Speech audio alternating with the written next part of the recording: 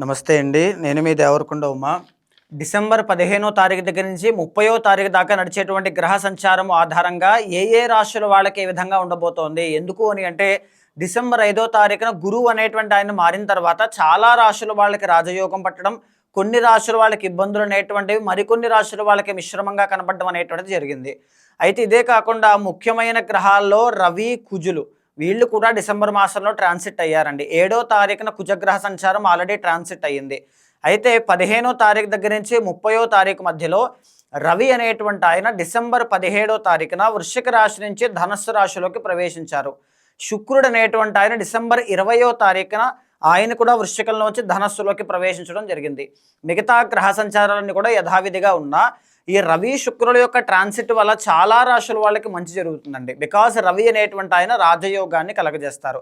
ప్రతి మాసం రవి అనేటువంటి ఆయన ట్రాన్సిట్ అవుతారు కాబట్టి ఈసారి రాజయోగం పట్టేటువంటి రాశులు ఏంటి అనేటువంటిది చూసే ముందు ఈ గ్రహ సంచారము అనేటువంటి దాన్ని ఒకసారి మనం కూలంకషంగా చూద్దామండి. యథావిధిగానే డిసెంబర్ 5వ తారీఖు తర్వాత మారిన తర్వాత నుంచి గురువు అనేటువంటి ఆయన వక్రగతిలో మిథున రాశిలో సంచారం చేస్తూ ఉన్నారు. కేతు అనేటువంటి ఆయన సింహరాశిలో సంచారం చేస్తున్నారు. బుధుడు అనేటువంటి ఆయన వృశ్చిక రాశిలో సంచారం జరుగుతోంది. ధనస్సు రాశిలో రవి, కుజ, శుక్ర 3 గ్రహాలు 17 తరువాత నుంచి 3 కనబడతాయి. 20 తరువాత శుక్రుడితో కలిపి 3 కనబడుతూ ఉంటాయి. అయితే కుంభంలో రాహుగ్రహ సంచారం కనబడుతూ ఉంటుంది. మీనంలో శనిగ్రహ సంచారము అనేటువంటిది జరుగుతుందన్నమాట. ఈ గ్రహ సంచారం ఆధారంగా మీ రాశి వాళ్ళకి ఏ విధంగా ఉంది అనేటువంటిది మనం చూస్తే కనుక మరి ధనస్సు రాశి వాళ్ళకి 15 రోజుల్లో ఏ విధంగా కనబడబోతోంది, ఏ జాగ్రత్తలు తీసుకోవాలి, ఎలాంటి యోగాలు పట్టబోతున్నాయి మనం చూస్తే కనుక ఈ 15 రోజుల్లో మీకు అనుకూలించేటువంటి గ్రహాలు 3 అండి. శుక్ర, రాహు, గురుగ్రహ సంచారాలు చాలా బాగున్నాయి. ముందుగా మనం చార్ట్ అంతా కనుక చూస్తే లగ్నంలో మీకు రవి, కుజ, శుక్ర అనేటువంటి 3 గ్రహాలు కనబడుతూ ఉన్నాయి. అంటే ధనస్సు రాశిలో లగ్నంలో అంటే ధనస్సు రాశిలో రవి, కుజ అనేటువంటి ఆయన ఫస్ట్ హౌస్లో ఎప్పుడైతే ఉంటారో ఆవేశం తగ్గించుకోవాలి, కోపము అనేటువంటిది తగ్గించుకోవాలి. నిర్ణయం తీసుకునేటప్పుడు 1కి 10 సార్లు ఆలోచించడం చాలా ముఖ్యమండి. లేకపోతే ఏదో ఒక తప్పుడు నిర్ణయం తీసుకునేటువంటి అవకాశాలు ఎక్కువగా ఉంటాయి. వాహన ప్రమాదాల విషయంలో జాగ్రత్తగా ఉండండి. గొడవలు కానీ, తగాదాలకి కానీ, కలహాలకి కానీ దూరంగా ఉండండి. రాజకీయ నాయకులు, రియల్ ఎస్టేట్ వ్యాపారం చేసేటువంటి వాళ్ళు, కాంపిటేటివ్ ఎగ్జామ్స్ రాసేటువంటి వాళ్ళు, లేకపోతే ఉద్యోగంలో ప్రమోషన్ కోసం చూసేటువంటి వాళ్ళు మరింత ఎఫర్ట్స్ అనేటువంటివి పెట్టాలి. ఖచ్చితంగా మిశ్రమంగా అనుకూలిస్తుంది కాబట్టి ఎఫర్ట్స్ పెట్టండి, వస్తాయి. లగ్నంలో శుక్రుడు అనుకూలిస్తున్నారంటే చాలా మంచి యోగం. ఎవరైతే శుభకార్యాల కోసం ప్రయత్నం చేస్తూ ఉన్నారో, ఎవరైతే ఈ యొక్క సినీ నాటక కళారంగాల్లో ఉన్నారో, ఎవరైతే ఈ యొక్క ఆర్టిస్టిక్ టాలెంట్స్ కోసం ప్రయత్నం చేస్తున్నారో వాళ్ళకి చాలా బాగుంటుంది. ఆకస్మిక ధనప్రాప్తి అనుకూలిస్తుంది. మంచి విషయాలు అనేటువంటివి మాసం చివరిలో అంటే 15 రోజులు అయిపోతున్నప్పుడు మీకు మంచి శుభవార్త వినేటువంటి అవకాశాలు ఎక్కువగా ఉంటాయి. విందు వినోద కార్యక్రమాల్లో పాల్గొనేటువంటి అవకాశాలు, నూతన వ్యక్తుల యొక్క పరిచయాలు ఆనందాన్ని కలగజేస్తాయి అని చెప్పొచ్చండి. 3వ స్థానంలో రాహు అనేటువంటి ఆయన బాగున్నారు. ఎదగాలి అనేటువంటి మీ పంతానికి పట్టుదలతో పాటుగా ప్రయత్న బలం కూడా ఉండాలి. ప్రయత్న బలము అనేటువంటిది లేకపోతే ఎంత కష్టపడినా, ఎంత ఆలోచించినా ఏ పని ముందుకు వెళ్ళదు. ఇది బాగా గుర్తుపెట్టుకోండి. అర్ధాష్టమ శని అనేటువంటిది నడుస్తోంది. ఈరోజు చేయాల్సిన పని ఈ రోజునే పూర్తి చేయండి. 4 రోజుల తర్వాతకి వాయిదా వేయడం వల్ల ఆ పని అంతా కూడా, వ్యవహారం అంతా కూడా పాడైపోతుంది. దీన్ని బాగా గుర్తుపెట్టుకోండి. అర్ధాష్టమ శని నడుస్తున్నప్పుడు మీ మదర్కి హెల్త్ ఇష్యూస్ వచ్చే అవకాశాలు ఎక్కువగా ఉంటాయి. ఎస్పెషల్లీ విదేశాల్లో ఉండేటువంటి వాళ్ళు మరింత జాగ్రత్తగా ఉండాలి. మీ కెరీర్ మీద ఎక్కువగా ఫోకస్ చేయాలి అని చెప్పచ్చు. ఎందుకు అంటే మీనము అనేటువంటి ద ఒరిజినల్ 12th అండి. విదేశాల్లో నివాసం ఉండేటువంటి వాళ్ళు చాలా కేర్ఫుల్గా ఉండాలి. ఇదే కాకుండా మీకు మంచి అదృష్టమైనటువంటి రాజయోగం ఏంటి అంటే గురుబలం పెరిగిందండి.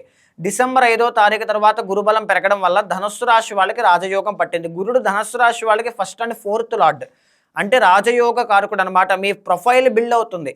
ఒక ప్రాపర్టీ కానీ, ఆస్తులు కానీ కొనుగోలు చేసేటువంటి యోగం పడుతుంది. తర్వాత ఏంటి అంటే కుటుంబ పరంగా ఉండేటువంటి ఒత్తిడి అంతా కూడా తగ్గుతుంది. లక్ ఫ్యాక్టర్ చాలా బాగా కలిసి వస్తుంది. వివాహ యోగం కోసం ప్రయత్నం చేస్తుంటే అనుకూలిస్తాయి. సంతాన ప్రయత్నాలు చేస్తే అనుకూలిస్తాయి. తర్వాత మేజర్లీ ఏదైనా డబ్బు రావాల్సిన ఉన్నాయి, బ్లాకేజెస్ ఉన్నాయి, వాళ్ళు మాకు డబ్బులు ఇవ్వాలి, ఇవ్వట్లేదు, ఖచ్చితంగా వస్తాయి. మీరు ప్రయత్నం చేయండి, వస్తాయి. వ్యాపారస్తులకి బాగుంటుంది. ఎందుకు? ఆయన 7th హౌస్లో ఉన్నారు కాబట్టి, అది కూడా మిథునంలో ఉన్నారు కాబట్టి ఖచ్చితంగా వ్యాపారంలో దిగ్విజయంగా లాభాలు చూస్తారు. ఇదే కాకుండా మీకు మంచి ఫ్యాక్టర్ ఏంటి అంటే మల్టిపుల్ సోర్స్ ఇన్కమ్ డెవలప్ అయ్యే అవకాశాలు ఎక్కువగా కనబడుతున్నాయి. ఒక జాబ్, ఒక బిజినెస్, ఒక రెంట్స్, ఒక ఇన్వెస్ట్మెంట్స్, ఒక ఎస్ఐపి ఇలా అనమాట. అన్ని రకాలుగా మీ తెలివితేటలు ఇక్కడ గ్రో అయ్యేటువంటి అవకాశాలు చాలా బాగుంటాయి అని చెప్పొచ్చండి. అయితే భాగ్యంలో కేతు కనబడుతున్నారు. ఎంత డబ్బులు వస్తేనేమిటో వచ్చినటువంటి రూపాయి కూడా నిలబడదు. ఎందుకంటే భాగ్యంలో కేతువు ఒక్కొక్కప్పుడు విపరీతంగా డబ్బులు వస్తాయి, ఒక్కొక్కప్పుడు రూపాయి కూడా చేతిలో ఉండదు. భాగ్యము అంటే ఇలాగే ఉంటుందని. కేతు ఎప్పుడు కూడా చంచల స్వభావి. సో అప్స్ అండ్ డౌన్స్ అనేటువంటివి మనీ పరంగా చూస్తారు. సో ఫైనాన్షియల్ మేనేజ్మెంట్ అనేటువంటిది, ఫైనాన్షియల్ ప్లానింగ్ అనేటువంటిది చాలా అవసరం అండి. కేతు ఎప్పుడైనా సరే చంచల స్వభావి, ఇన్ఫ్లుయెన్స్ అనమాట. వాళ్ళు ఏదో పెట్టమన్నారు, ఇన్వెస్ట్మెంట్ చేశాను, డబ్బులన్నీ పోయాయి, ఇలాంటివన్నీ కూడా గురి చేస్తూ ఉంటారు. సో ఇన్వెస్ట్మెంట్స్ చేసేటప్పుడు ఒకటికి 10 సార్లు ఆలోచించుకోవడం చాలా మంచిదండి. ఇదే కాకుండా గణపతి యొక్క ఆరాధన చేయడం వల్ల మనీ ఎర్నింగ్స్ అనేటువంటివి, సేవింగ్స్ అనేటువంటివి చాలా బాగుంటాయి. 12వ స్థానంలో బుధుడు అనేటువంటి ఆయన బాగా లేదు. విద్యార్థులైతే కొంచెం జాగ్రత్తగా చదువుకోవాలి. సెకండ్ లార్డ్ అయిన శని బాగాలేదు, బుధుడు కూడా బాగాలేదు. కాబట్టి కెరీర్ మీద ఇంకా ఎక్కువగా ఫోకస్ చేయాలి. ఈ విద్యార్థులు బాగా ఫోకస్ చేయాలి.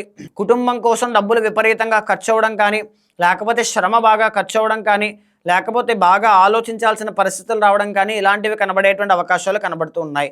ధనస్సు రాశి వాళ్ళకి నా ప్రిడిక్షన్ ఏంటి అంటే ఇక్కడి నుంచి దినదిన అభివృద్ధి కనబడుతుందండి.